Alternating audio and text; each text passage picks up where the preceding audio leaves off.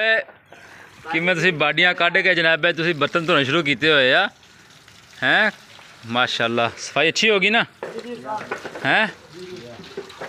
हाँ भाई नसवार लभ गई आ की कहंदा ना होवे ते मैनूं काम नहीं हुंदा।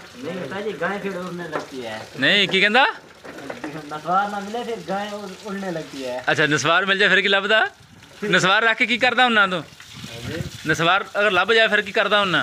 फिर काम बहुत चंगा हो रहा है। भला बहुत चंगा हुंदा काम है। भले भले हाँ भाई क्या बले बले होता है काम। नहीं तेरे मुँह से हाँ भाई क्या बले बले होता है काम। भले भले माशाल्लाह जी माशाल्लाह। अज असी ਜਿਹੜੇ मैनुअल बर्तन असी जी फीड चलाई दी है ना जी तो वो असी माशाल्लाह अच्छे तरीके धुलाई कर लिया जी। क्योंकि कोशिश यही होंगी आ कि ये अच्छे तरीके जोड़े है ना जरासीम सारे ख़त्म करिए। ये असी बर्तन जोड़े ना पहले असी 8 दिन जोड़ा ना असी इस्तेमाल करीदे।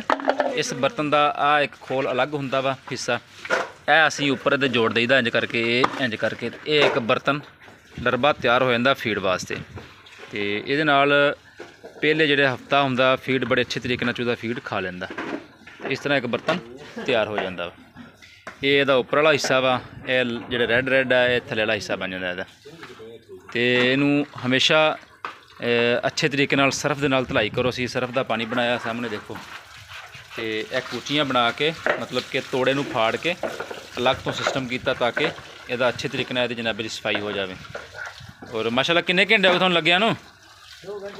2 घंटे हो गए। चंगी हिम्मत मारी इन्होंने। हजे भी तकरीबन इन्हों अद्धा पौना घंटा काम रहिंदा हजे वो जो रहिंदे बर्तन धोने वाले इन्हों दे। तो फिर असीं इन्हों धुलाई करके इन्हों ते फार्मूली स्प्रे मारांगे ताकि जिहड़ी माड़ी मोटी जरासीम है वा वो भी इन्हों दे मर जाण।